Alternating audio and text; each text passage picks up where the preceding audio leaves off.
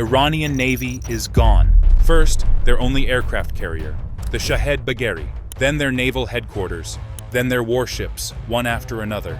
More than a dozen Iranian ships operating across the Arabian Gulf, the Strait of Hormuz, and the Gulf of Oman are sinking into the ocean.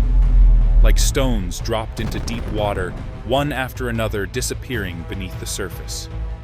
But the most unusual event didn't happen in the Persian Gulf.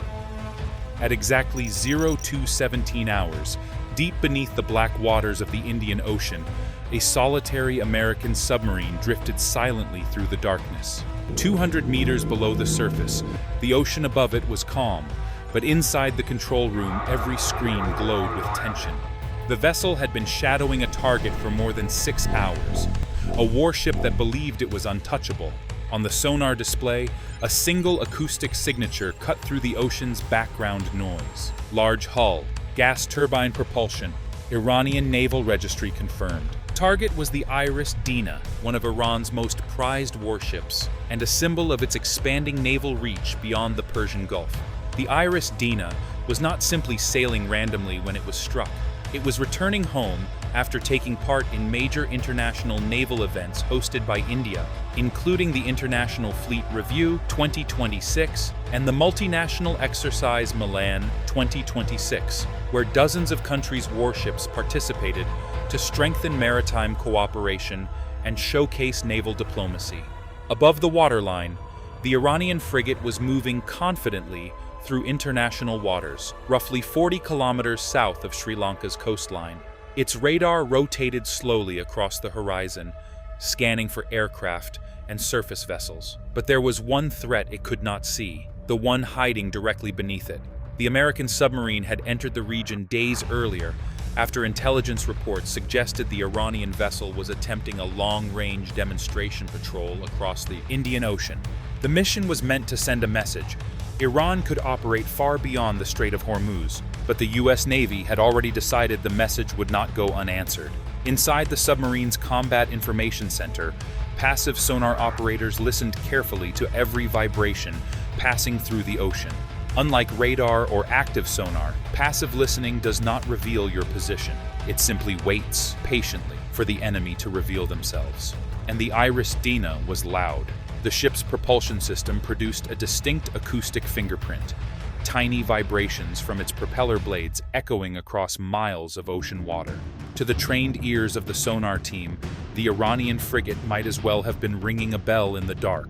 At 0224 hours, the submarine's commander gave the order to begin target solution calculations. The fire control computer immediately started processing thousands of variables: distance, speed, course heading, ocean current, water, temperature layers that could bend sonar waves. Every piece of data mattered. The submarine did not need to get closer. It only needed to predict where the frigate would be in the next few minutes. Above them, the IRIS Dena continued its steady patrol. The crew had no reason to suspect danger. The ship had recently participated in an international naval review with several foreign fleets. It was operating in what Iranian commanders believed to be relatively safe waters. That assumption would soon prove fatal. At 0229 hours, the submarine slowly adjusted its course using its silent electric propulsion system. The maneuver was nearly undetectable. No cavitation bubbles, no sudden changes in water pressure, just a gradual repositioning into the perfect firing angle. Inside the torpedo room, sailors began preparing the weapon. A single heavyweight torpedo was loaded into the forward launch tube. The weapon was designed for one purpose: to destroy large surface vessels with devastating precision. Unlike missiles, torpedoes move silently beneath the water, guided by a combination of onboard sensors and guidance wires connected to the submarine's fire control system. Once launched, the weapon could chase its target like a predator. At 0231 hours, the firing solution was complete. The combat system displayed a green indicator across the main screen. Probability of hit, extremely high.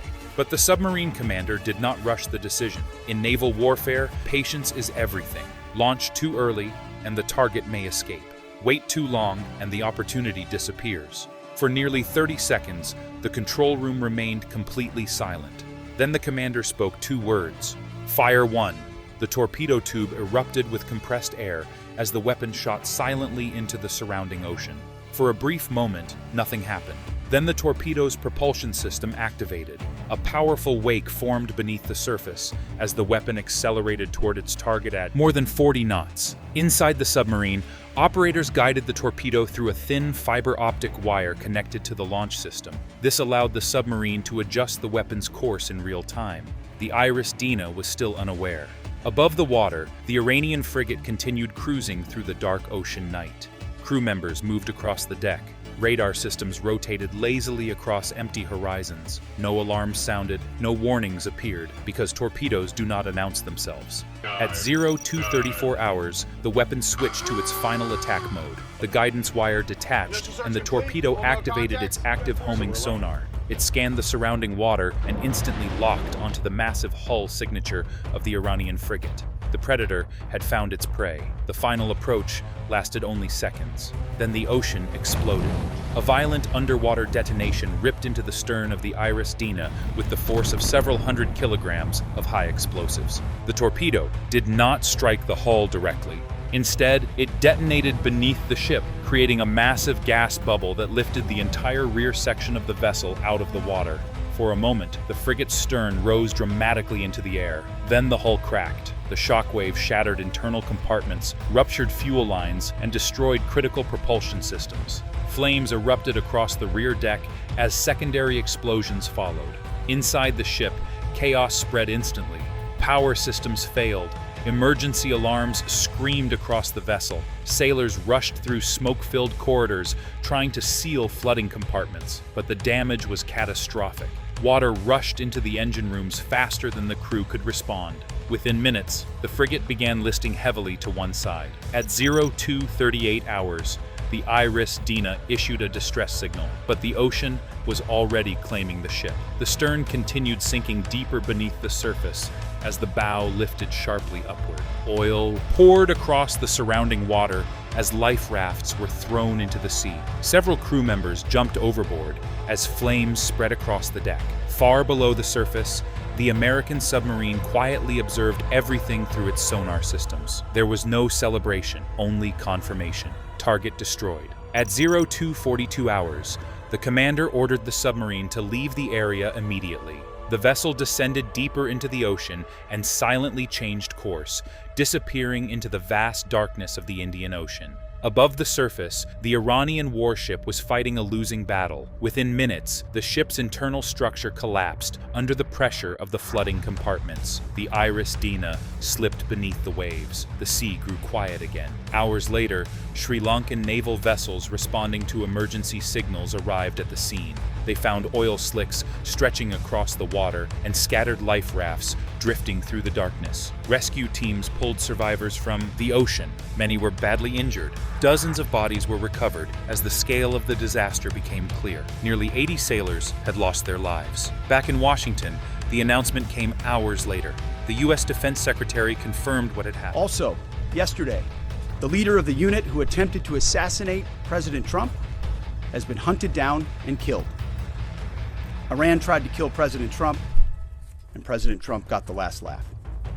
The combination of U.S. and Israeli intelligence and combat power will control Iran, and will control it soon. An American submarine had sunk an Iranian warship with a torpedo, a weapon that had not destroyed an enemy ship in this way since the final days of the Second World War. But beneath the headlines and political statements, naval strategists around the world understood the deeper message. In modern warfare, aircraft carriers, missiles, and drones may dominate the headlines. Iran thought it could control the sea. They believed they could shut down one of the most important waterways on Earth and send the global economy into chaos. Iranian commanders declared that the Strait of Hormuz was now closed to all foreign naval forces. Any ship attempting to pass through what they called Iran's defensive waters would be considered a hostile target, because the Strait of Hormuz is not just another stretch of ocean. It is the most critical maritime choke point on the planet. Every single day, massive oil tankers carrying millions of barrels of crude oil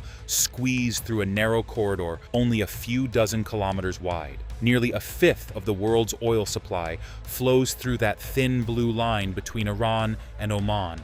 closing it would not just disrupt shipping, it would shake the global economy.